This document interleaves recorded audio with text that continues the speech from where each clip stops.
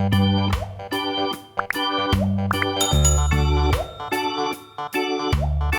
प्यारे बच्चों नमस्कार। यहाँ पर आपको क्वेश्चन 9 हल करके दिखाएंगे प्रश्नावली 1.3 का। अभी तक जो क्वेश्चन हल हो चुके हैं 1 से लेके 8 तक, अगर आप लोगों ने नहीं देखे तो प्लेलिस्ट में जाकर सबसे पहले उनको देखें और हल कर लें। यहाँ पर आपको क्वेश्चन 9 हल करके दिखाएंगे। तो क्वेश्चन 9 हम पढ़ लेते हैं। तो क्या लिखा है यहाँ पे, f(x) = 9x² प्लस का 6x माइनस का 5। यहाँ पर आपको फलन का मान दिया गया है। आगे लिखा है द्वारा प्रदत्त फलन f such that r plus tends to -5 infinite. हम इसका मतलब भी आपको बता देते हैं। r प्लस का मीन्स है आपको धनात्मक वास्तविक संख्याएं लेना है। जैसे आपको पता है ये क्या है, एक रियल लाइन है, ठीक है। एक क्या है, रियल लाइन है। जीरो के राइट चलेंगे तो प्लस की ओर, जीरो के राइट चलेंगे तो प्लस की ओर, मीन्स आपको प्लस अनंत तक जाना है, -1 -2। जब आपको जीरो के लेफ्ट जाना है तो माइनस इनफाइनाइट तक। आपको यहाँ पर r प्लस दिख रहा है, तो r प्लस का मतलब है आपको जीरो या जीरो से बड़ी संख्याएं लेना है। दशमलव वाली भी संख्याएं ले सकते हो। r प्लस का मतलब यही है। और यहाँ पर जो दिया गया है अंतराल, इसको क्या बोलते हैं, अंतराल। तो अंतराल में ये पहले जो है ना ब्रैकेट बंद अंतराल और बाद वाला क्या है, खुला अंतराल। बंद अंतराल का मतलब ये है कि -5 हम लेंगे और -5 से बड़ी संख्याएं भी लेंगे। कहाँ तक, प्लस अनंत तक, ठीक है। तो आपको पता है हम -5 से बड़ी जब संख्या लेंगे तो दशमलव वाली भी संख्याएं ले सकते हैं। इसका मीन्स यही है। समझ में आ गया। आगे अब हम पढ़ लेते हैं, इसे हम रफ कर देते हैं। इतनी जानकारी आपको हमने बता दी, r प्लस और इस समुच्चय की जानकारी आपको हमने बता दी है। आगे लिखा है पर विचार कीजिए, सिद्ध कीजिए कि f व्युत्क्रमणीय, f क्या है, व्युत्क्रमणीय है। आपको सिद्ध यहाँ पे लिखा है सिद्ध कीजिए, तो सिद्ध क्या करना है, f व्युत्क्रमणीय है, ठीक है। और आगे भी लिखा है तथा f इनवर्स, इसका मतलब है आपको व्युत्क्रम भी ज्ञात करना है। तो आपको 2 आंसर शीट यहाँ पे निकालना है। एक तो सिद्ध करना है f व्युत्क्रमणीय है और दूसरी आंसर शीट आपको f इनवर्स y का मान इतना दिख रहा है, y + 6 रूट के अंदर -1/3, ये भी आपको सिद्ध करना है। तो आपको पता है ये क्वेश्चन 9 किसकी तरीके से है, क्वेश्चन 7 और क्वेश्चन 8 आप लोग देख लेना प्लेलिस्ट में जाकर। ये क्वेश्चन 7 और 8 प्रश्नावली 1.3 का ही है। जैसे क्वेश्चन 7 और 8 हल किया है वैसे ही क्वेश्चन 9 हल करेंगे। अब बात आती है कि पहली आंसर शीट अगर सिद्ध करना है f व्युत्क्रमणीय है तो आपको सबसे पहले क्या सिद्ध करना पड़ेगा, f एकैकी और आच्छादक, ठीक है। जब आप एकैकी और आच्छादक फलन सिद्ध कर दोगे तो हम कह सकते हैं कि f क्या है, व्युत्क्रमणीय है। तो एकैकी और आच्छादक आपको पता है प्रश्नावली 1.2, प्रश्नावली 1.2 में एकैकी और आच्छादक के क्वेश्चन हल किए थे। तो आपको पता है प्रश्नावली 1.2 में सबसे पहले क्या लिखते थे, प्रतिचित्रण। तो यहाँ पर भी आपको प्रतिचित्रण ही लिखना पड़ेगा। तो सबसे पहले क्या लिखोगे, प्रतिचित्रण, फिर फलन का मान। तो आप लोग देख लो इसका हल। सबसे पहले आपको यहाँ पर प्रतिचित्रण लिखना है। क्वेश्चन में मिल जाएगा प्रतिचित्रण और फलन का मान। तो देखो प्रतिचित्रण इसको बोलते हैं, क्या बोलते हैं, इसको बोलते हैं f such that r plus tends to -5 infinite, ठीक है। अब इसके बाद आपको यहाँ पे क्या दिख रहा है, f।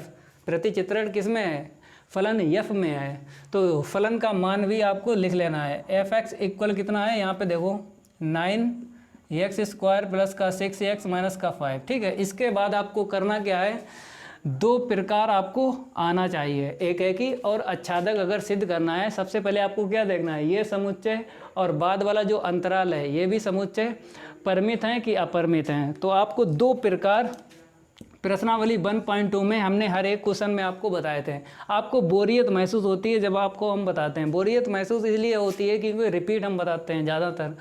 तो बोरियत महसूस ना हो मेरे भाई, क्योंकि गणित इंटर में आपको अगर 100 में से 100 चाहिए तो प्रैक्टिस करना जरूरी है। चाहे 1 बार, चाहे 2 बार, चाहे बार बार, क्वेश्चन की प्रैक्टिस ही करना है आपको गणित में, अगर 100 में से 100 लाना है, ठीक है। तो यहाँ पर हम बता देते हैं, आपको देखना पड़ेगा।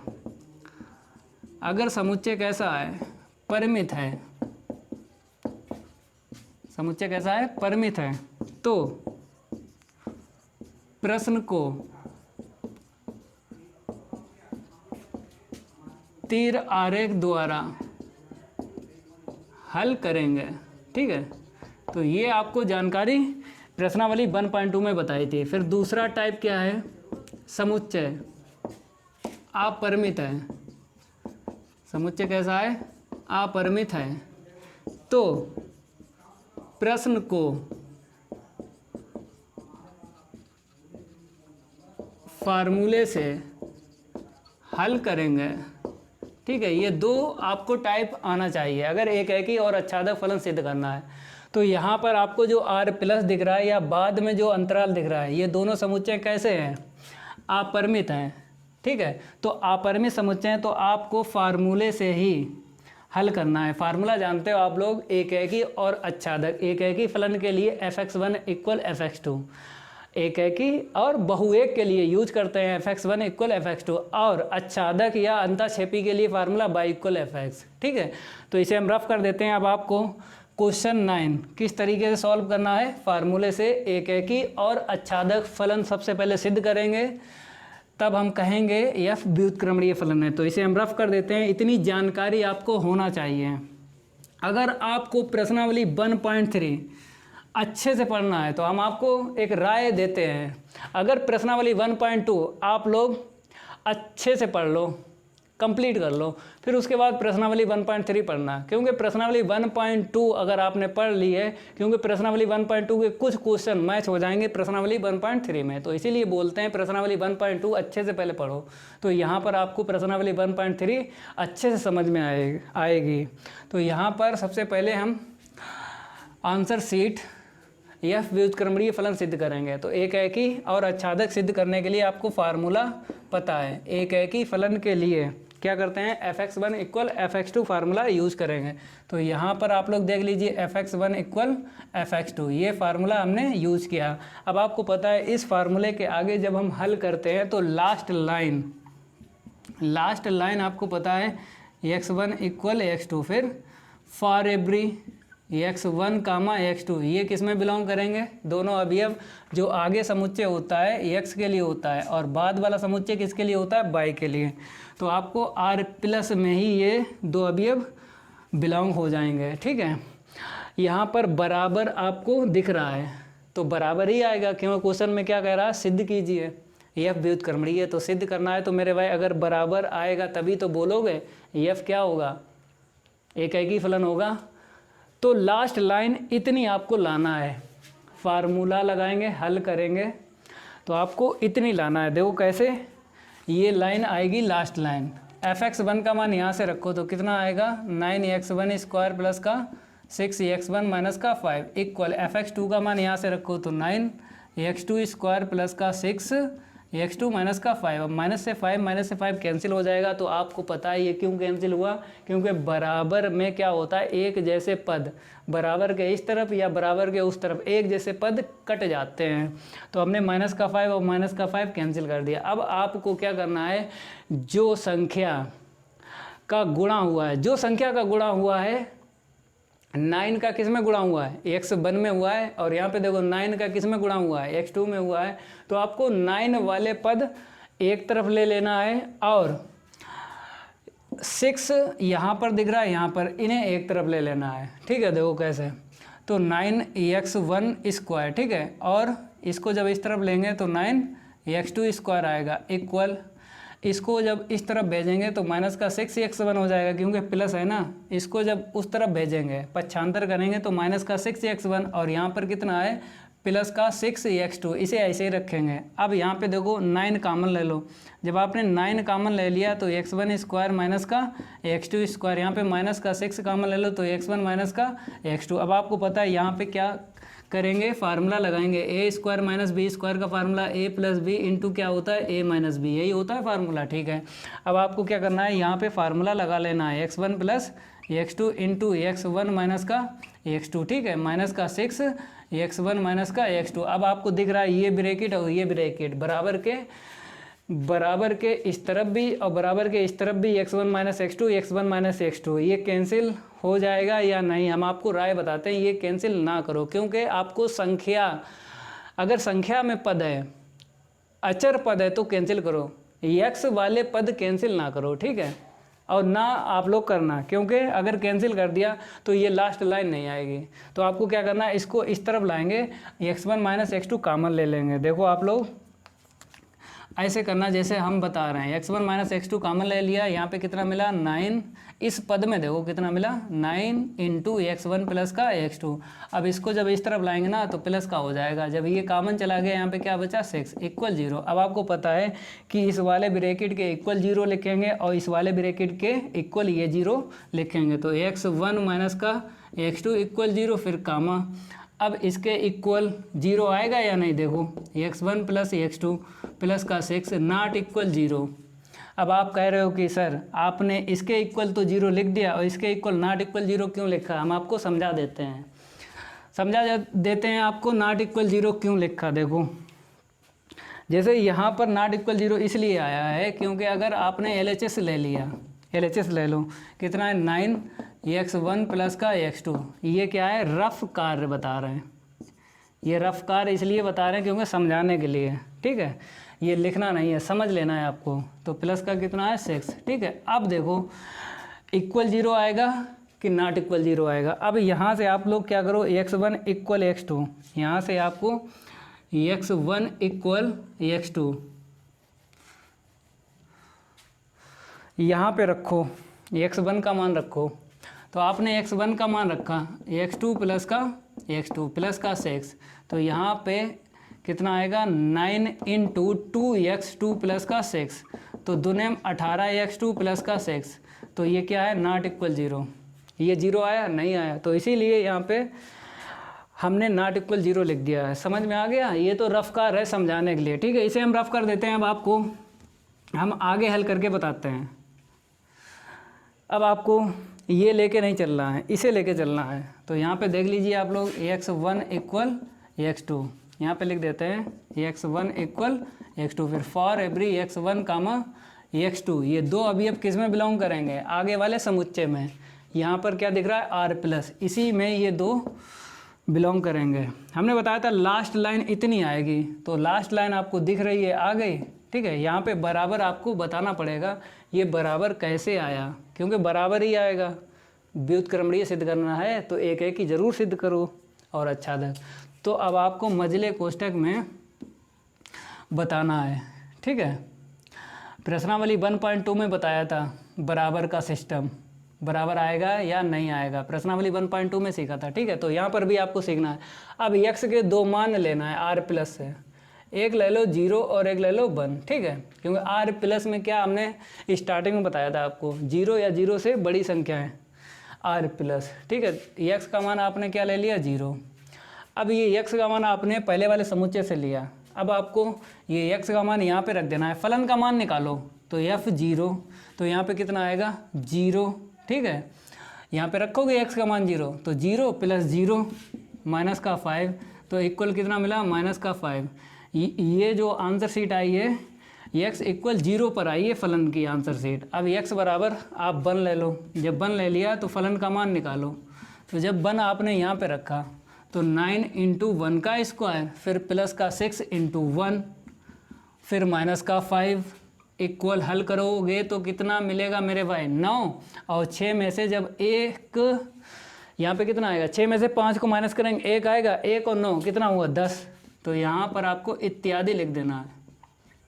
अब आपको पता है कि फलन की जो आंसर शीट आई है माइनस का 5 आई है, यहाँ पे कितनी आई 10 आई है। अगर आंसर शीट आपको अलग अलग दिख रही है तो यहाँ पे क्या आएगा बराबर आएगा।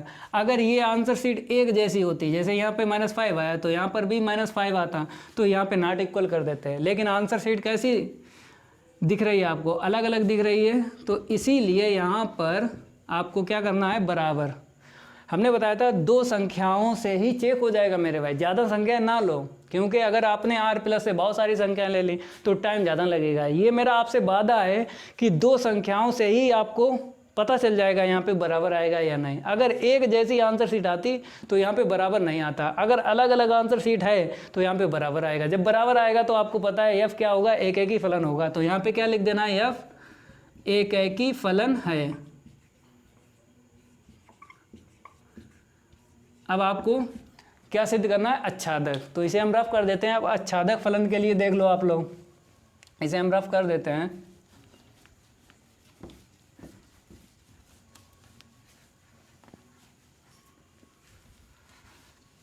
आच्छादक फलन सिद्ध करना है तो फार्मूला कौन सा लगेगा बताइए आप लोग। 1.2, ये 1.2 क्या है, प्रश्नावली। आच्छादक के लिए क्या बताया था, y इक्वल एफ एक्स, यही फार्मूला आच्छादक के लिए आपको लगाना है। तो इसे हम रफ कर देते हैं। अब आच्छादक फलन जो है सिद्ध करना है तो फार्मूला आपको क्या लगाना है, y इक्वल एफ एक्स, ठीक है। अब आपको पता है इस फार्मूले से ये भी आंसर शीट निकल आएगी। कैसे, एफ को जब इस तरफ भेजेंगे तो एफ इनवर्स, ठीक है, इसको जब इस तरफ भेजेंगे तो इन्वर्स आ जाएगा, इक्वल में क्या बचेगा, एक्स। इसे समीकरण 1 डालेंगे। ये फार्मूला 2 आंसर शीटें बताता है, एफ इन्वर्स भी बताता है और आच्छादक भी बताएगा, फलन आच्छादक है या नहीं। तो इस फार्मूले का यूज आपको पता है, क्या बताता है, एक्स का मान वाई के पदों में निकालेंगे। तो कैसे निकालोगे हम आपको बता देते हैं। पहले एफ एक्स का मान रखो 9 एक्स स्क्वायर प्लस का 6 एक्स माइनस का 5, ठीक है। अब आपको इसको इस तरफ ले आना है 5 को, तो प्लस हो जाएगा ना 9 एक्स स्क्वायर प्लस का 6 एक्स। अब आपको पता है हमें क्या करना है, पूर्ण वर्ग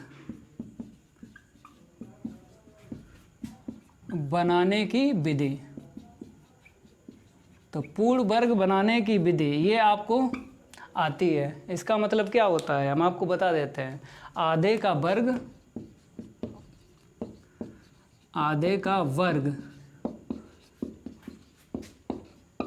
जोड़ते हैं और घटाते हैं। आधे का वर्ग जोड़ते हैं और आधे का वर्ग घटाते हैं। पूर्ण वर्ग विधि यहाँ पर यूज करना है। तो कैसे यूज होती है आपको पता है, एक्स स्क्वायर अकेला ही होना चाहिए तो ये विधि काम करती है। तो आपको क्या करना है, यहाँ से 9 कामन ले लेना है। 9 कामन ले लिया तो एक्स स्क्वायर प्लस, अब यहाँ पर भाग लग जाएगा क्योंकि यहाँ से कामन नहीं मिला, ठीक है।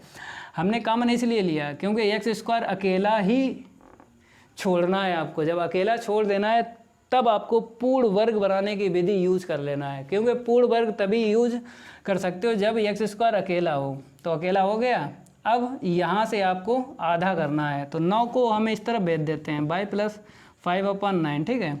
यहाँ पे देखो एक्स स्क्वायर प्लस, यहाँ पे कैंसिल करेंगे, 3 दूनी 6, 3 तिरका 9, तो 2/3 इंटू एक्स। अब आपको क्या करना है, आधे का वर्ग जोड़ना है और घटाना है। तो 2/3 का आधा, तो इससे ये कैंसिल हो जाएगा तो कितना मिलेगा, 1/3।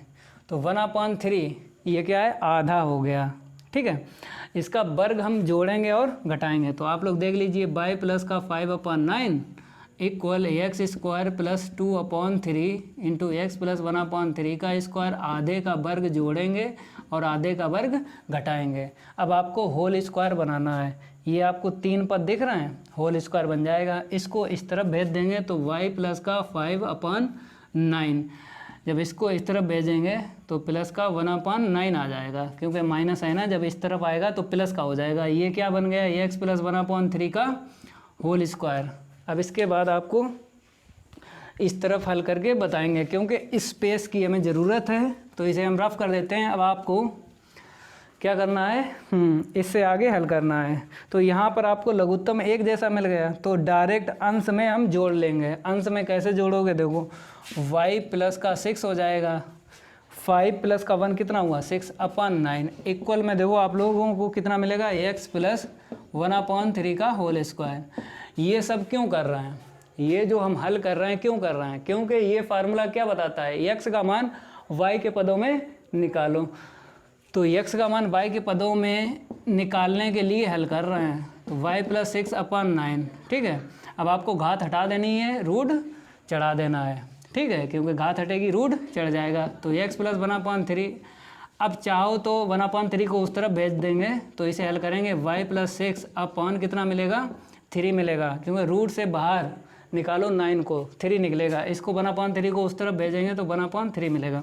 तो x बराबर कितना आएगा, y प्लस 6, लघुत्तम ले लो कितना मिला, 3, तो माइनस का 1 इतना आएगा। अब यहाँ पर आपको पता है बिलोंग्स टू आएगा या नॉट बिलोंग्स टू आएगा, क्योंकि अगर बिलोंग्स टू आएगा तो आच्छादक फलन होगा और नॉट बिलोंग्स टू आया तो आच्छादक फलन नहीं होगा। लेकिन यहाँ पर हमें सिद्ध करना है यह व्युत्क्रमणीय है, तो यहाँ पर बिलोंग्स टू आएगा। लेकिन बताना पड़ेगा आपको बिलोंग्स टू ये कैसे आया। तो बिलोंग्स टू के बाद में आपको क्या लिख लेना है, आर प्लस। अब आपको चेक करना है, प्रश्नावली 1.2 में नहीं बताया था चेक कैसे करोगे, तो यहाँ पर आपको चेक करके बताते हैं। इसे हम रफ कर देते हैं।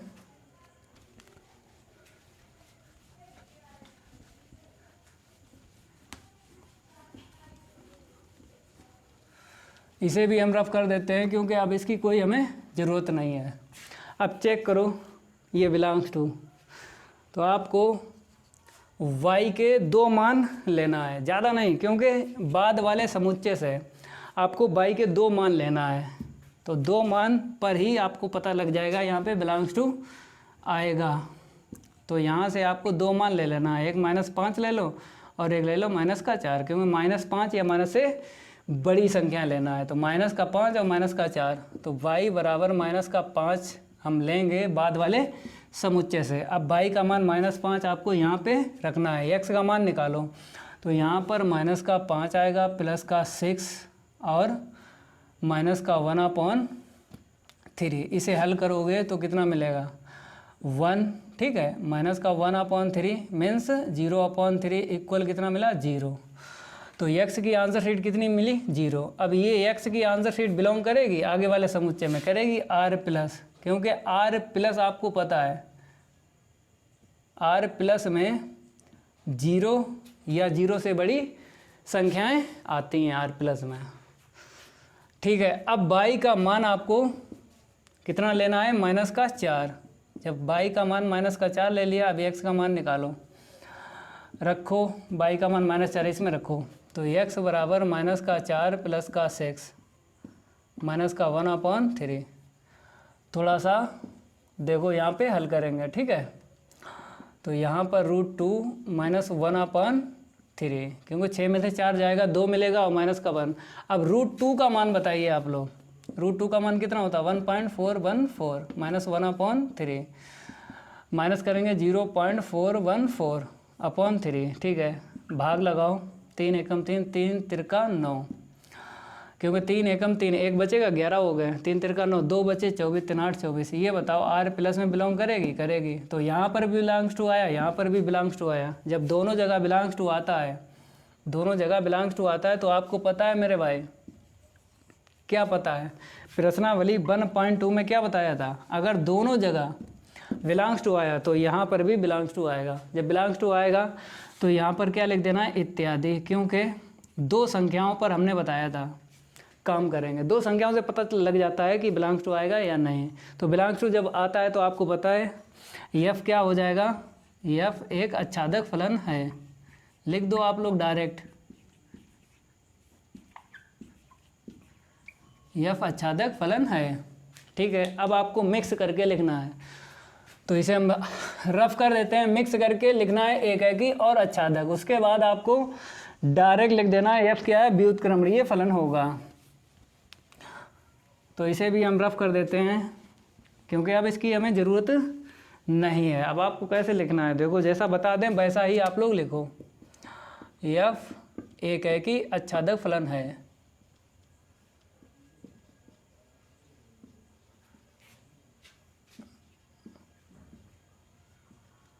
f एकाकी आच्छादक फलन है, इतना लिख दिया।